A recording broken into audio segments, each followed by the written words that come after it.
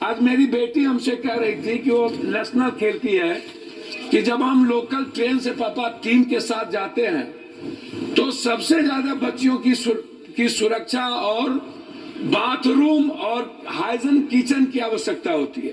Thank you सभापति महोदय, मैं सबसे पहले आपको धन्यवाद देना चाहूंगा और माननीय मंत्री जी का ध्यान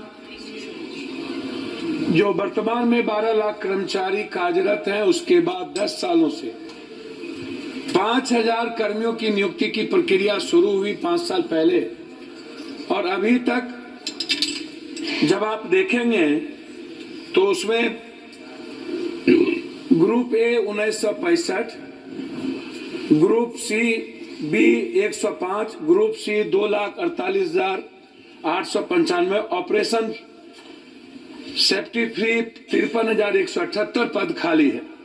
ये आपके जवाब हैं। मेरा आग्रह है कि जो ग्रुप सी या बी जो लोग हैं, ये समाज के बहुत अंतिम व्यक्ति जो अपने लाइफ के लिए एग्जिस्ट करता है, वह उनकी जीवन की सबसे आवश्यकता है। तो मैं सबसे पहले नियुक्ति पर आपका ध्यान आकृष्ट करूंगा। रेल की सेफ्टी हो या किसी भी चीजों की व्यवस्था, उसमें नियुक्ति सबसे इंपॉर्टेंट है। दूसरा, कोरोना के समय जो भी ट्रेन बंद हुई थी, रेलवे मंत्री महोदय, मेरा आग्रह है चाहे जो भी हम सफर हो हमारे इलाके का, जो कटिहार से चल के पूर्णिया सहरसा होते हुए अलीगढ़ जैसा इंपॉर्टेंट जगह, सहरसा कोसी सीमांचल के बच्चे अलीगढ़ सबसे ज्यादा पढ़ने जाते हैं, वह ट्रेन बंद हो गई।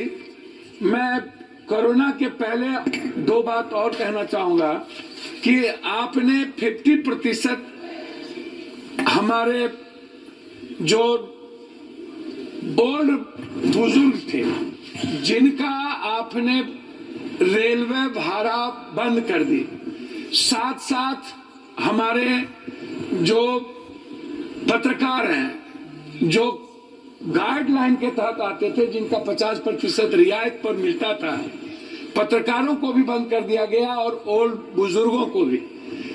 मेरा आग्रह होगा कि आपसे बार बार सभी लोग मिले हैं और आप चाहते भी हैं, 4 साल पहले से लेके अभी तक उसका शुरुआत रियायत जो थी ओल्ड नहीं हो पाया है। मेरा वो दूसरा है। तीसरा है, आज मेरी बेटी हमसे कह रही थी कि वो नेशनल खेलती है कि जब हम लोकल ट्रेन से पापा टीम के साथ जाते हैं तो सबसे ज्यादा बच्चियों की सुरक्षा और बाथरूम और हाइजीन किचन की आवश्यकता होती है। उन्होंने मुझसे कहा कि पापा सबसे पहले यदि ट्रेन में कोई व्यवस्था करिए तो आप आग्रह करिए मंत्री जी से कि जनरल जो डिब्बा होता है उसके खिड़की 25 होती है, खिड़की खुला रहता है, खिड़की के लोहा टूटे रहते हैं, स्थिति अच्छी नहीं होती है, वो सुरक्षा की दृष्टि से काफी महत्वपूर्ण है। साथ मैं चीजें मांगी रख रहे हैं। दूसरा चीज जो सफाई है, ये बहुत महत्वपूर्ण है। महिलाओं के लिए अलग बाथरूम की आवश्यकता है, जेंट्स का अलग हो, क्योंकि आप जानते हैं महिलाएं और जेंट्स का जो टॉयलेट का तरीका है बिल्कुल डिफरेंट है, इसलिए महिलाओं की बाथरूम की आवश्यकता पर ध्यान देने की जरूरत है। प्लेटफॉर्म पर कहीं भी वेटिंग हॉल नहीं है ढंग का, और जो वेटिंग हॉल है वो उसके सामान से भर जाता है, लोगों को रहने की व्यवस्था नहीं है। जैसे हमारे यहाँ पूर्णिया जंक्शन है, पूर्णिया कोर्ट है, बनमनकी है, मुरलीगंज है, मधेपुरा, अब इधर कस्बा है, जो जोगबनी से चलने वाली चीजें हैं, मैं उसकी बात बता रहा हूं, तो वो सबसे ज्यादा महत्वपूर्ण है। दूसरा चीज, जनरल डिब्बा को बढ़ाने की जरूरत है। हमारे यहाँ से 2.25 करोड़ मजदूर बाहर जाते हैं, 2.25 करोड़, और उनके लिए कोई सुविधा नहीं है। वो बाथरूम में नीचे कोसी सीमांचल मिथिलांचल का सबसे ज्यादा मजदूर आता है, ना तो उनको सुविधा है, ना जनरल डब्बा है, ना उसको टिकट भाड़ा में किराया सही ढंग से वो कर पाता है। तो जनरल डिब्बा को बढ़ाने की एसी के जगह ज्यादा जरूरत है।